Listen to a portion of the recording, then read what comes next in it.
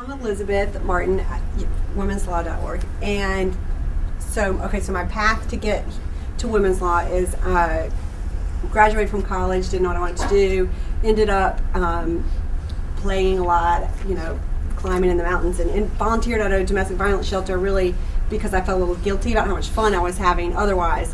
So while there, I learned about domestic violence, which I really didn't know anything about until then, and of course, once I learned the numbers and how many people it was impacting, and then was working in the shelter and seeing the faces of these people and learning their stories and realizing that it literally was my next door neighbor and everyone else, and these heroic steps that they were taking, the women were taking to try to get out and get their children safe and find safety, and they were just bumping up against so many walls. And one of the walls was the legal system, which had all these great laws in place that are supposed to protect them. The restraining order laws for every state are written so people can go to court without a lawyer. They're supposed to be able to do that easily. Of course, it's very complicated procedurally. So after working in the shelter for about a year, went back to law school, to law school, and continued to be involved in domestic violence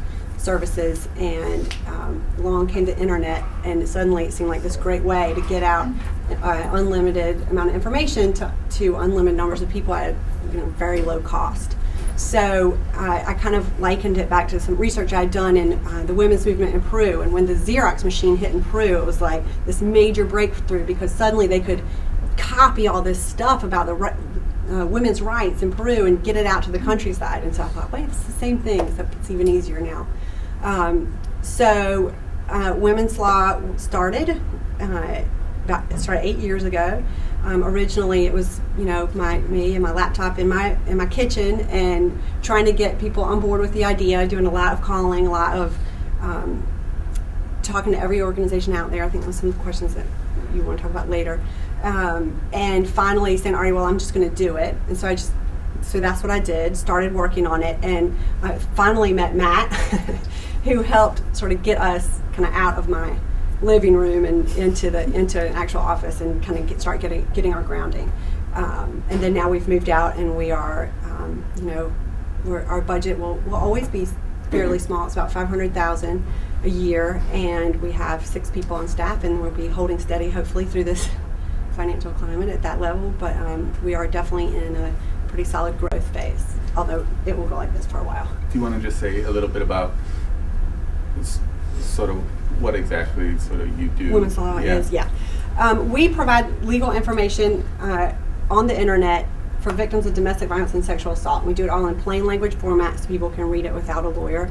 They can read the information hopefully to make better decisions for what they're doing. If they're home, they're with their kids, they're trying to decide if they should leave, what happens to the children if they leave, what custody questions are going to come into play. So it's to help them make decisions, but it's also for them if they say, okay, I'm going to leave and I need a restraining order, but what do I do?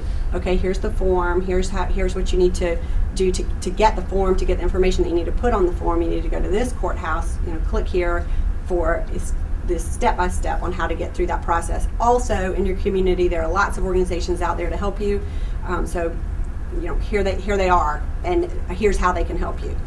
We also have an email hotline, so people can email us from anywhere, anytime, and we will help them with information. So we'll do research for them, we'll talk them through their decisions, and very often that just turns into a pathway of support for them they don't otherwise have. Many people can't get on the phones. The phone's not safe for them to use at their house, but they can get on the internet. Or we have had actually several homeless people who can't really use a phone, but they can get to a library and they can use the internet. So there are obviously lots of ways that people can use the internet that they can't use other methods of communication. So that's the quick version. The legal information covers a lot.